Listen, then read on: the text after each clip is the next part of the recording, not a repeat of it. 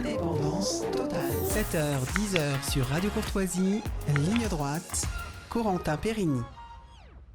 Et nous sommes avec Philippe Pichon. Je me tourne vers Philippe Pichon. Bonjour à vous. Bonjour Philippe à Pichon. vous, merci de votre invitation. Mais merci à vous d'être là. Donc en introduction, je l'ai dit, votre livre, Pourquoi la littérature respire mal. Alors entre crochets, il y a du vagin parce que vous critiquez donc cette littérature féminine. Est-ce que vous pouvez nous expliquer ce que c'est pour vous la littérature féminine ? Alors, 2 mots sur le titre, vous l'avez rappelé entre crochets. La littérature respire mal est un titre, comme vous le savez, de Julien Gracq, extrait de ce petit opuscule chez José Corti dans ses fameuses conférences de la littérature à l'estomac. Et pourquoi la littérature féminine ? Parce que je pense que la littérature féminine n'existe pas plus qu'il y aurait une littérature masculine. La littérature n'est pas genrée. Il y a de la littérature bonne ou mauvaise, point barre. Et donc je voulais dénoncer un petit peu ces nouvelles dames patronesses de la littérature, véritable maîtresse censeur que sont, vous les connaissez, Dariussec, Despentes, Delhomme, encouragées par une forme de mouvement politique qu'on pourrait appeler le wokisme littéraire, qui vient également des États-Unis, dans le même genre ou dans la traînée du wokisme politique que sont Dame, Rousseau et compagnie. Alors, pourquoi vous avez écrit un pamphlet ? Parce que c'est un pamphlet, c'est assez court, mais c'est assez incisif.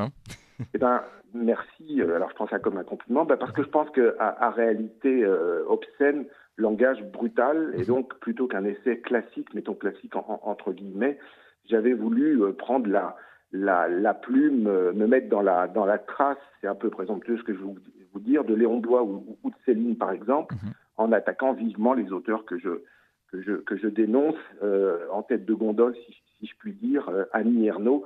On a été chercher comme prix Nobel, comme vous le savez, pour 2 simples raisons. C'est une vieille dame ultra-gauchiste, donc il ne s'agissait pas du tout de littérature là-dedans, alors que beaucoup d'autres écrivains, hommes ou femmes, peu importe, en France méritaient, s'il s'agissait d'aller chercher une Française ou un Français, méritait évidemment le prix Goncourt, le prix Nobel. De la littérature. D'ailleurs, elle était en compétition avec Michel Houellebecq à ce moment-là, qui lui aussi a un style épuré, on pourrait dire, oui. mais qui pour le coup, lui, a d'autres convictions politiques. Alors justement, je me permets de vous interrompre. Oui.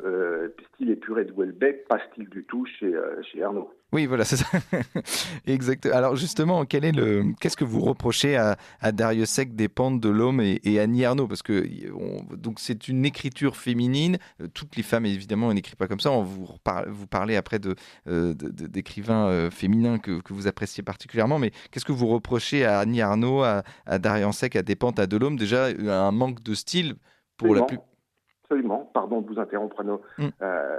Comparé à des auteurs plus anciens que serait Virginia Woolf, si le monde anglo-saxon me la prête pour la démonstration, ou même Colette, Sagan, ou des auteurs plus récents que notre public connaît peut-être moins. Je sais que je suis sur Radio Courtoisie et qu'on a affaire à des lettrés, donc Muriel Serre et Chantal Chawaf, qui ont le style qui sert la cause. Or là, j'ai l'impression que le style dessert la cause, sur les 3 auteurs que vous avez cités, au-delà des poncifs et des platitudes, il n'y a pas grand-chose à se mettre sous la dent, si vous me permettez cette trivialité.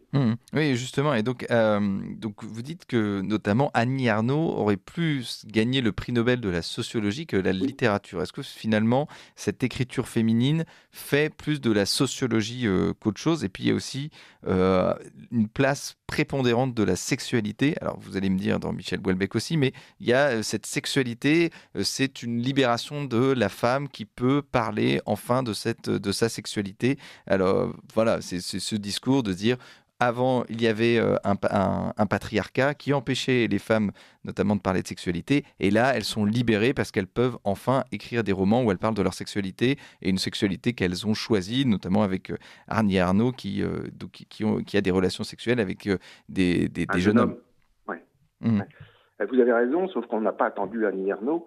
À l'époque de Marie Cardinal, Benoît de Groux, et si on doit remonter un peu plus loin, Simone de Beauvoir, et si on doit remonter encore un peu plus loin, des auteurs comme Anna de Noailles ou René Vivien, qui peut-être pour la première fois en littérature française, mais en valeur, sinon en valeur en avant le saphisme, Donc en 2024, pardon, bientôt en 2024, je ne crois pas que les propos d'Annie Ernaux soient révolutionnaires. Et pour rebondir sur ce qu'on pourrait appeler la littérature du bas-ventre, il est possible, je pense par exemple à des auteurs comme Julien Green, même de parler dans son homosexualité, mais avec autrement de panache et de style. Et donc on voit bien que à la fois le propos me paraît démodé et le style est absent. Donc rien de nouveau sous les Tampax.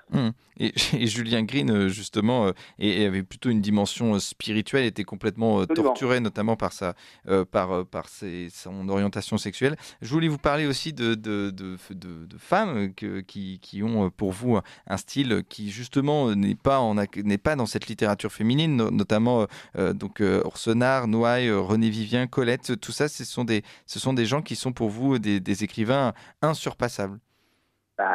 Pour la même époque, il me semble, que ce soit les mémoires d'Adrien ou les derniers écrits de Yourcenar sur ce qu'on a appelé son journal en 3 tomes que vous connaissez, ça me semble être, alors évidemment, de pouvoir parler d'une littérature gourmet, mais il me semble d'abord que la littérature, et ce n'est que mon point de vue, est d'abord du style.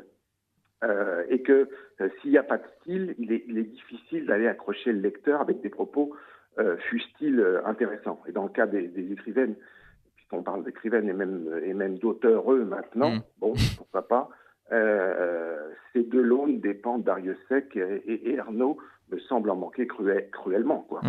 Elles se mettent pas du tout, donc justement dans cette continuité de finalement de cette tradition française d'écrivains féminins qui parfois même surpassait les auteurs masculins, alors qu'elles n'avaient pas un style proprement féminin, et ce n'était pas dans cette littérature féminine. Absolument. Et vous l'avez bien compris, c'est pas du tout un propos antiféministe. Je suis amoureux des femmes, c'est d'aller chercher en réalité une époque, plus que des personnalités, une époque de mal castrés par des